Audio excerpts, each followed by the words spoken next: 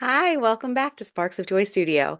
In today's video, we will be featuring a few of the new transfers and stamps from the IOD 2024 Christmas release. I hope you enjoyed today's video. I also have something very, very special to share, something new and different, and let's see what you think. Let's get started. I can't do pink. It's just not me. This is what I settled on. I guess when I think of kitschy and it's supposed to be what, tacky, opinion, I think it's the most beautiful tacky I've ever seen. So I'm going to be using a variety of those adorable transfers from the Kitchy Christmas IOD release from 2024, this holiday release that just came out about what, a week ago, 2 weeks ago. I had to do some research to figure out a little bit more about what Kitchy Christmas means. I wanted to make sure I understood the vibe I was really trying to get, and that's how I came up with that Laurentien.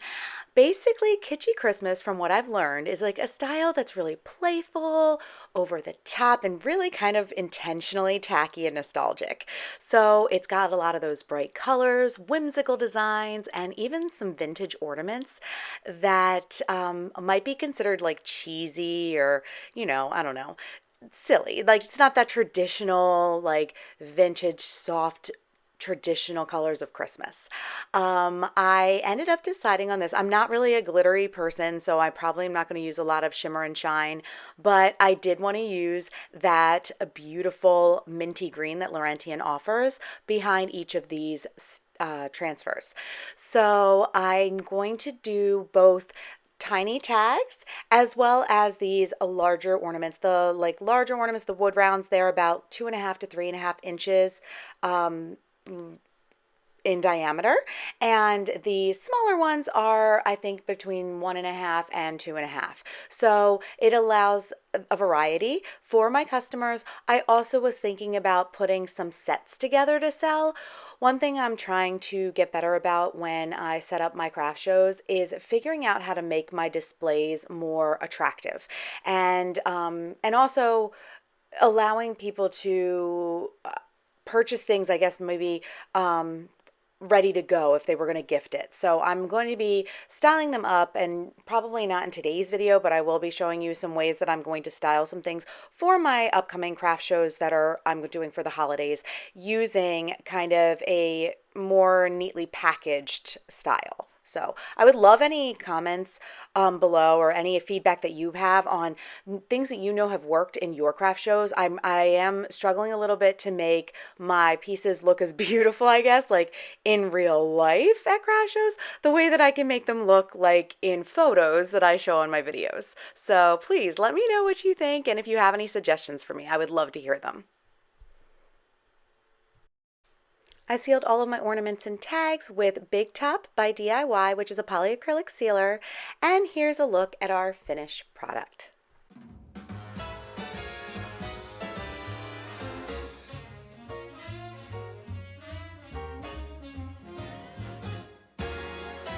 Jingle them bells and frolic. Oh, by gosh, some stolly. Eggnog, gin and tonic make Yuletide gay and jolly. Same procedure every year. I just can't get enough. I drink till Rudolph reappears. A toast to him, that red-nosed dear. Jingle them bells and frolic. For our next project, I have this beautiful piece of scrap wood that has been sitting in my stash, and I'm going to be painting it with Peony by Fusion. I give this project 2 coats of this color, and the great thing about the Fusion all-in-one mineral paint is it does not need to be sealed, so I'm moving on right away to my next step. My initial thought was to use the Le Courrier stamp set by IOD, but after trying to organize it onto the piece and ensure that it doesn't end up looking too busy when I place on the transfers that I'm going to be putting on top, I ended up deciding to use ephemeral type, which is the newest, I guess, background font type of stamp set that IOD has from the most recent release in the summer. And this has become one of my most favorite pieces to use. I love this stamp. It's very versatile, and I am Clearly using it not only for everyday projects that I have, but also some of these more holiday inspired projects. So I'm just working out the right placement and positioning for it. I do want the entire sitter to have the actual font or some sort of text on it. So I am removing the stamp as well as the stripes that you see at the bottom of that stamp set. The transfer I chose for this project is probably one of my favorites. I love this little angel girl reading a book. It is just so adorable. And I really wanted to find a way to kind of put a border on the top and the bottom of it to make it look a little bit more finished. I feel as though if I had just left her by herself on there with nothing else, she would have looked almost like it wouldn't have embellished her in the way that I feel would really, I don't know, let her shine. And so these beautiful like borders that they also have within this set had the perfect colors to match, and it just looks absolutely gorgeous together. So I'm transferring a part of this strip on the bottom, the other part on the top, and then the little angel will be transferred in the middle.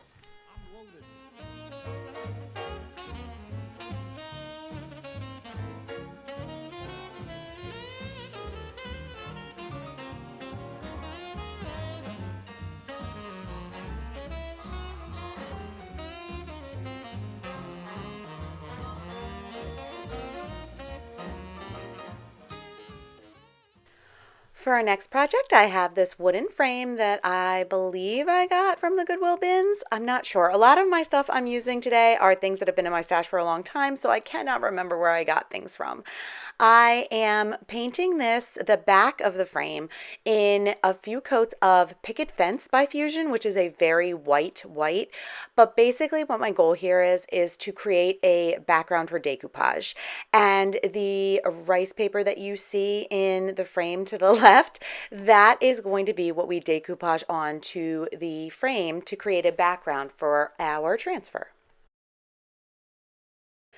Now I'm going to be using some of Fusion's decoupage gel. I will say that I'm not as much of a fan of this decoupage medium as I am the liquid patina, but I am trying to use up what I have of it, and I do have a pretty large container, so you'll probably see me using this more, and maybe the more I use it, the more I'll like it. Who knows?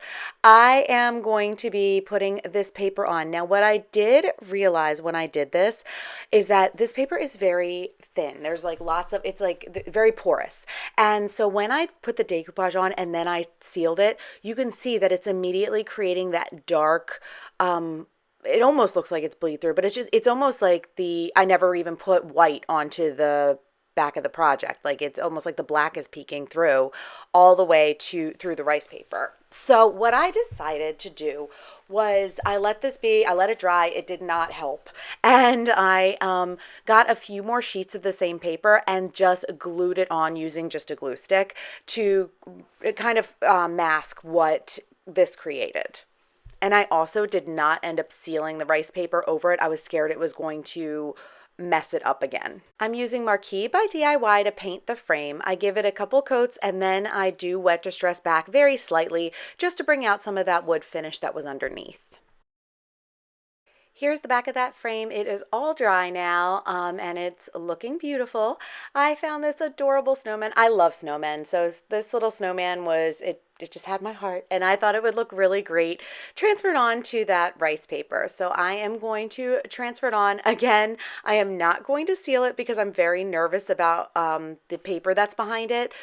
What I end up doing, and I really am not really worried about it because it's going to go in a frame, right? It's not something that somebody's going to be touching or manipulating a lot. So I personally don't feel that sealing it is a huge issue in this case. Obviously, if it was something that was going to get handled quite often, I would feel very differently.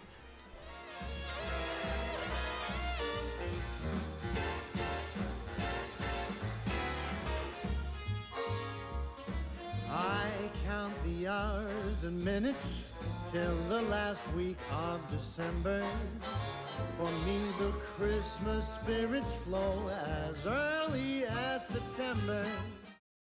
Okay, this is Steve from Wilmer Woodworks, and I met him recently through a creative tribe that I was in with him for a few weeks, and he makes the best tutorials on using Lightburn, which is a software program used with the Creality Falcon 2 Pro laser cutter.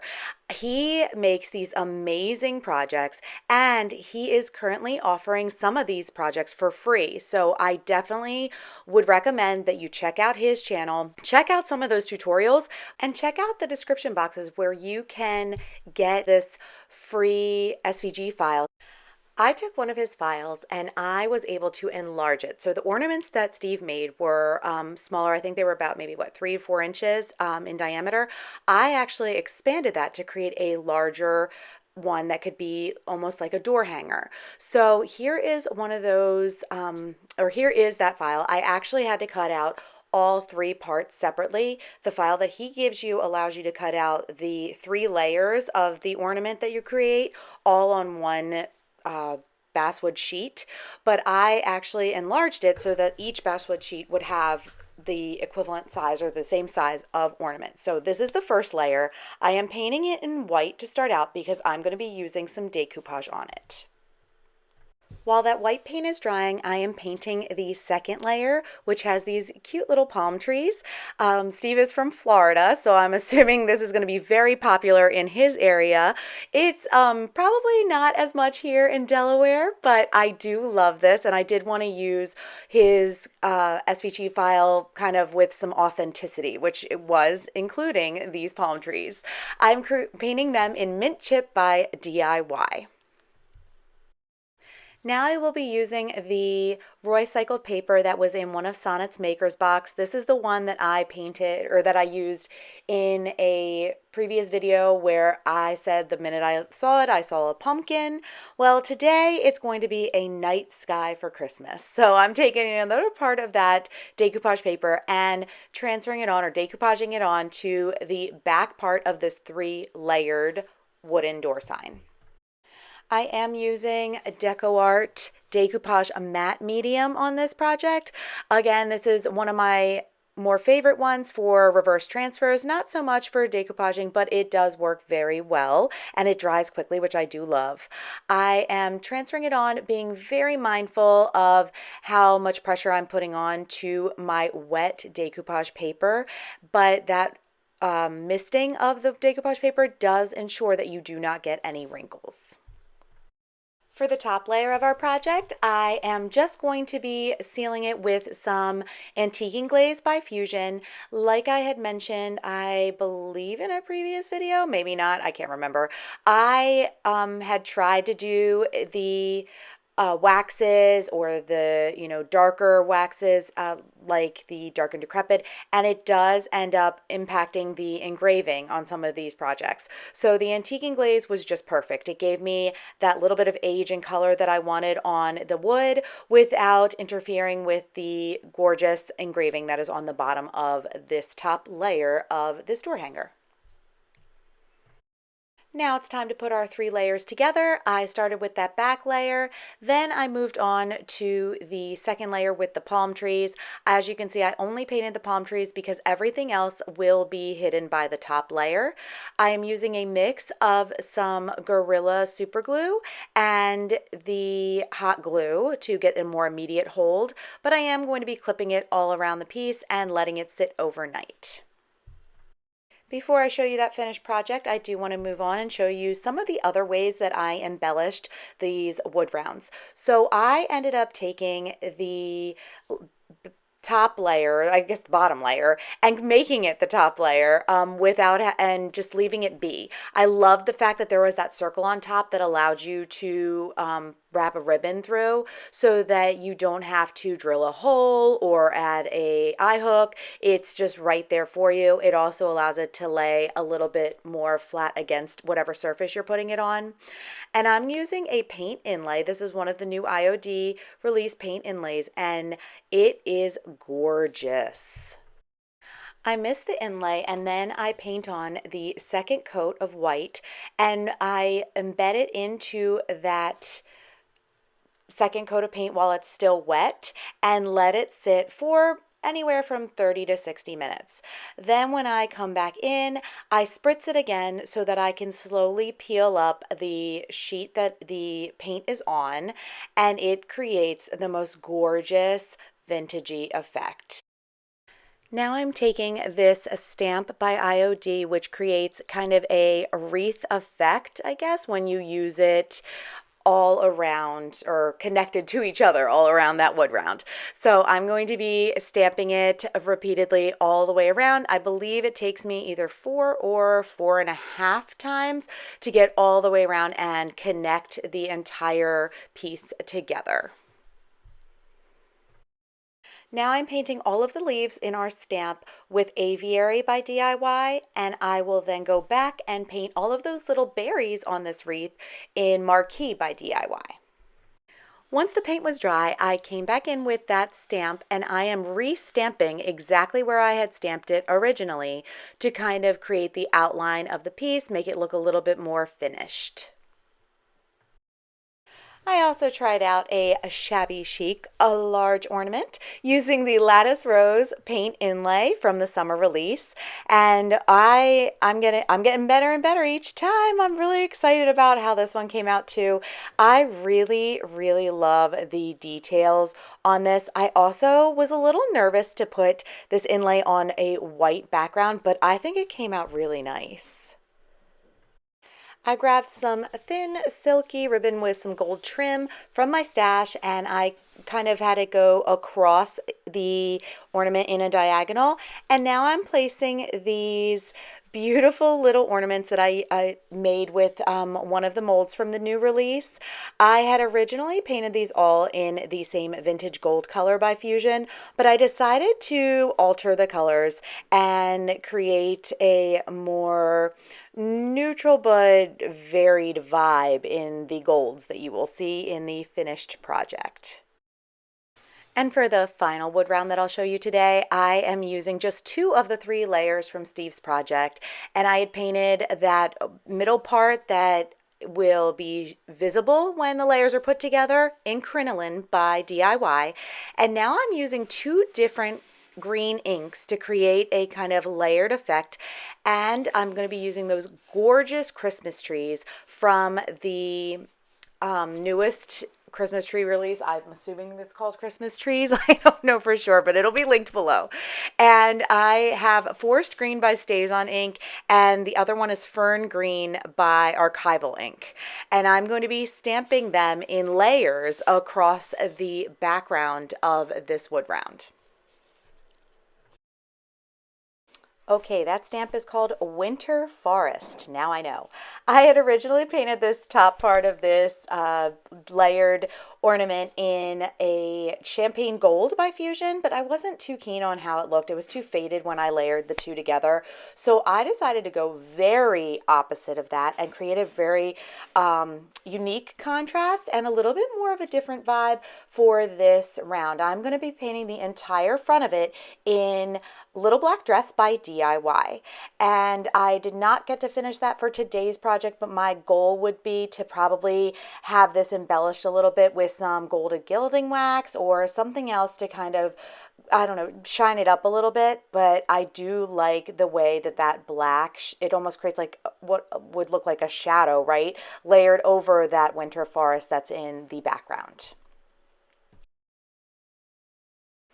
And I was wrong. I actually do have one more round to show you, and it actually was not the last one I made. As you can see, this is the first time that I used Winter Forest on a project, and because of that, I did very lightly sand it to kind of get it started. You only have to do this once, but it is a good idea to do that with your stamps the first time you get them. It just allows the ink or paint to adhere onto better, gets you a little bit more of that textured effect. At least that's how I envision it from when I use it.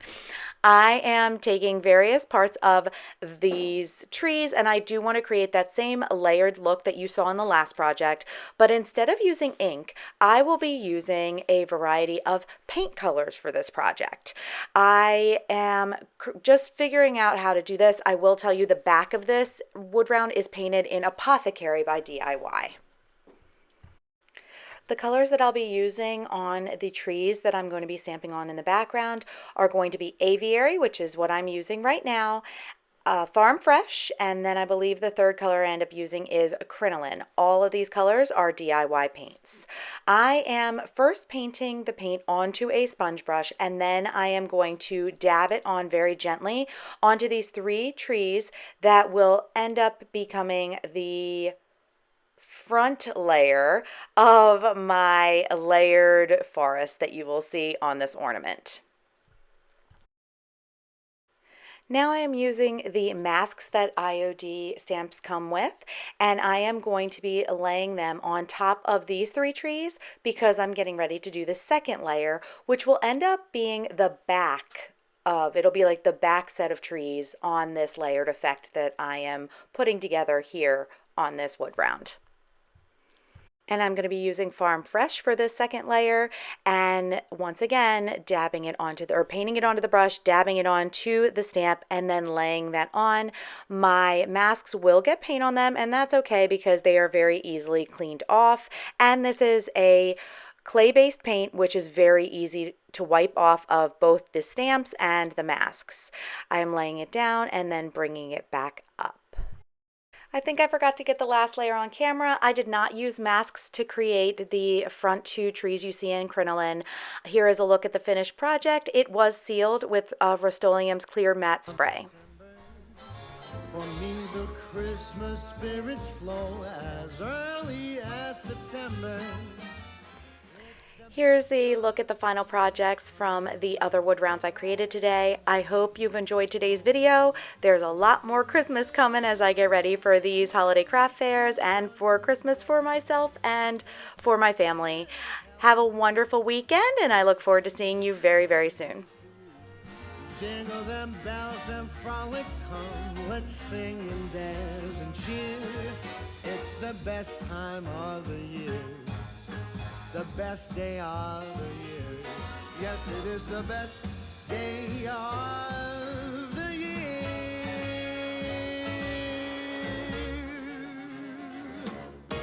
Hear, hear.